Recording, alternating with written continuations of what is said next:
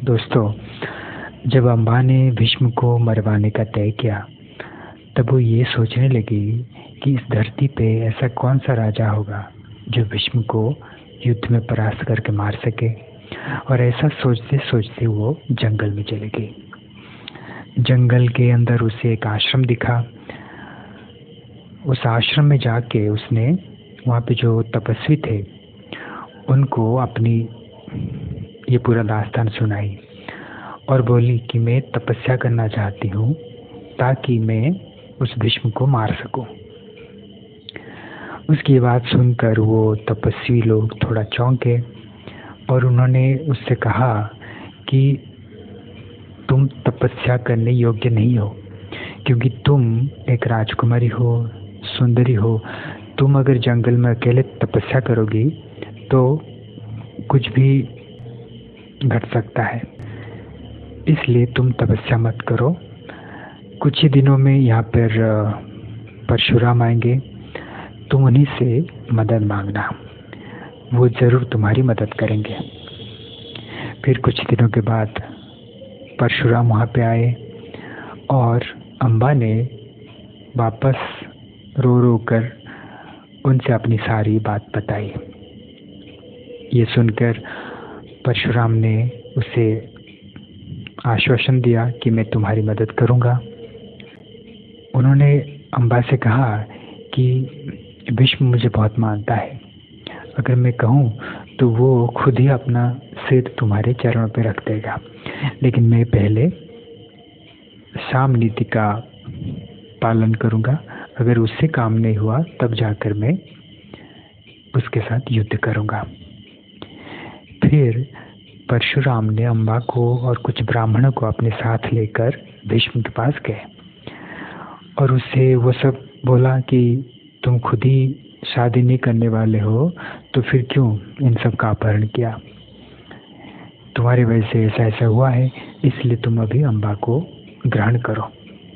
तो भीष्म ने कहा कि मैं तो प्रतिज्ञा कर चुका हूँ ब्रह्मचारी रहने का, उसको मैं तोड़ नहीं सकता और मेरे भाई के साथ भी अम्बा की शादी नहीं कर सकता, क्योंकि अम्बा ही खुद मुझे बोली थी कि वो शालूराज से प्यार करती है। ये बात सुनकर परशुराम को गुस्सा आया। उन्होंने कहा कि अगर तुम मेरा बात नहीं मानोगे तो मैं तुम्हारे साथ युद्ध करूंगा। और फिर उन्होंने भीष्म को युद्ध के लिए ललकारा। फिर उन दोनों के बीच बहुत लंबा युद्ध हुआ। 23 दिनों तक युद्ध हुआ। कोई किसी से कम नहीं था, इसलिए किसी की भी पराजय नहीं हो रहा था। फिर एक दिन 8 वशुगण भीष्म के स्वप्न में आए और उनको परशुराम को पराजित करने का एक उपाय बताया। आपको पता है वो वशुगण कौन थे? देवी गंगा जो 8 बच्चों को मारकर कुछ वशुओं को मुक्त कर रही थी, ये वो वशुगण ही थे। तो उन्होंने भीष्म को ये उपाय बताया कि हम तुम्हें 2 अस्त्र के बारे में बता रहे हैं। ये अस्त्र परशुराम को भी पता नहीं है। पहला अस्त्र है प्रस्वाप अस्त्र और दूसरा है संबोधनास्त्र। तुम पहले प्रस्वाप अस्त्र का प्रयोग करके परशुराम को बेहोश कर देना। वो जैसे ही बेहोश हो जाएंगे तुम जीत जाओगे वो युद्ध। और फिर संबोधनास्त्र का प्रयोग करके उन्हें वापस जगा देना। इससे तुम्हें कोई पाप भी नहीं लगेगा, क्योंकि तुम किसी को मार नहीं रहे हो। फिर अगले दिन जब भीष्म इन अस्त्रों का प्रयोग करना जा रहे थे तो देवताओं में हाहाकार मच गया। देवर्षि नारद तुरंत इन दोनों के बीच में आ गए और भीष्म को बोले कि इन अस्त्रों का प्रयोग मत करो, अनर्थ हो जाएगा।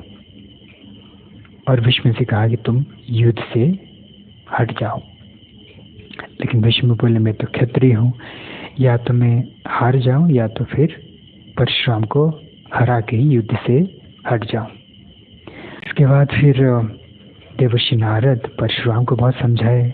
उन्होंने कहा कि आप बड़े हैं, आप गुरु हैं, इस संसार की भलाई के लिए आप ही इस युद्ध से हट जाइए।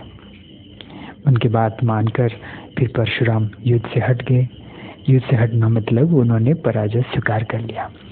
ये देखकर अम्बा का होश उड़ गया।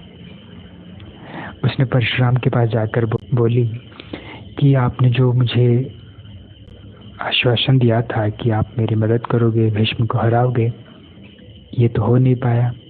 इसलिए मैं वहीं जाऊंगी जहाँ मैं खुद उस लायक बन सकूं कि मैं भीष्म को युद्ध में परास्त करके मार सकूं।